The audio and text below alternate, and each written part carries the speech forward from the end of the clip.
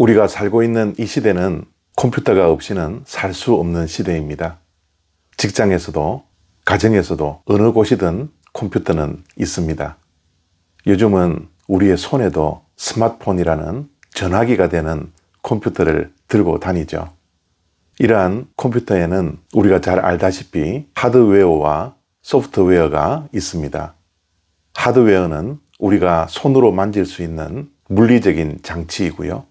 소프트웨어는 이 하드웨어를 움직일 수 있는 눈에 보이지 않는 프로그램이라 말할 수가 있습니다. 이렇게 구성되어져 있는 컴퓨터에 하드웨어가 더 중요할까요? 아니면 소프트웨어가 더 중요할까요? 열왕기상 9장 6절과 7절 말씀입니다.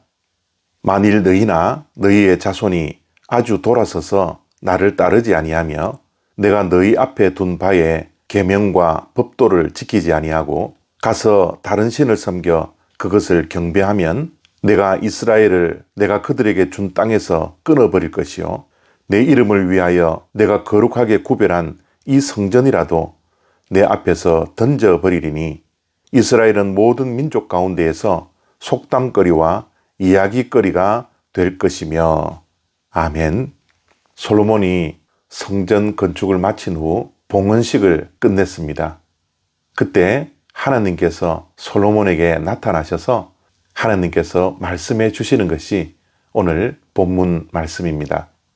이 말씀을 요약하자면 하나님께서는 솔로몬이 성전 건축을 한 것을 매우 기쁘게 여겼습니다.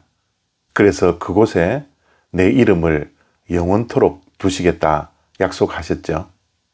그런데 이렇게 거룩하게 구별한 성전이라 할지라도 이스라엘 백성들이 하나님의 말씀을 따르지 않고 지키지 않으며 하나님의 말씀을 버리고 또한 다른 신을 섬긴다면 하나님께서 이렇게 기뻐하셨던 성전도 버릴 것이며 성전을 지은 이스라엘 백성들이 이방인들에게 비웃음거리가 될 것이라고 경고하셨습니다. 아무리 성전이라는 하드웨어가 화려하고 귀하다 할지라도 이 성전을 움직이는 하나님의 말씀을 지키지 않고 버리고 소프트웨어가 제대로 작용하지 않는다면 아무런 쓸모가 없는 것이라고 말씀해 주시는 것이죠. 그렇기에 하드웨어도 너무나 중요하지만 그 하드웨어를 움직이는 소프트웨어가 훨씬 더 중요함을 오늘 말씀을 통해서 다시 한번 확인하게 됩니다.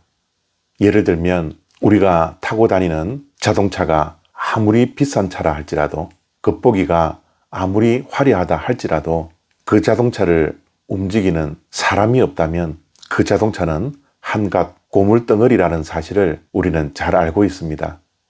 자동차도 중요하지만 자동차를 움직이는 사람이 훨씬 더 중요한 것이죠. 그래서 하나님께서 의도적으로 솔로몬에게 나타나셔서 하드웨어보다 소프트웨어가 훨씬 더 중요함을 솔로몬에게 말씀해 주시고 있는 것입니다. 그래서 하나님의 이 말씀은 오늘날 우리에게도 똑같이 적용되어야 합니다. 우리는 교회를 다니며 크리스찬이라는 외형인 하드웨어가 이미 갖추어져 있습니다.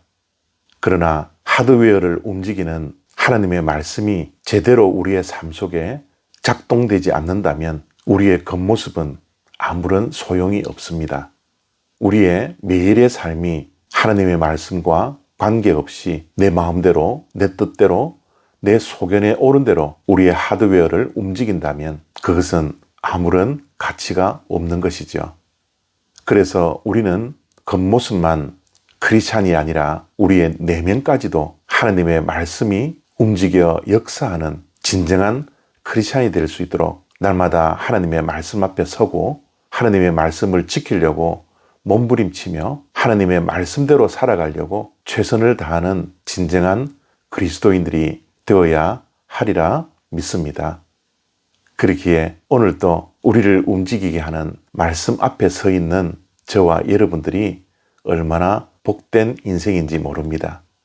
그렇기에 우리는 우리가 들은 말씀, 읽은 말씀, 묵상한 말씀들을 내 마음판에 새기고 이 말씀이 결코 귀로만 듣고 지식으로만 간직되어지는 것이 아니라 나의 생각과 나의 마음을 움직이며 나의 골수까지 찔러 쪼개는 그런 말씀이 될 수 있도록 말씀 앞에 진실되게 서 있는 저와 여러분들이 되었으면 좋겠습니다. 하나님의 말씀은 지식이 아닙니다. 하나님의 말씀은 우리의 삶이 되어야 합니다. 감사합니다.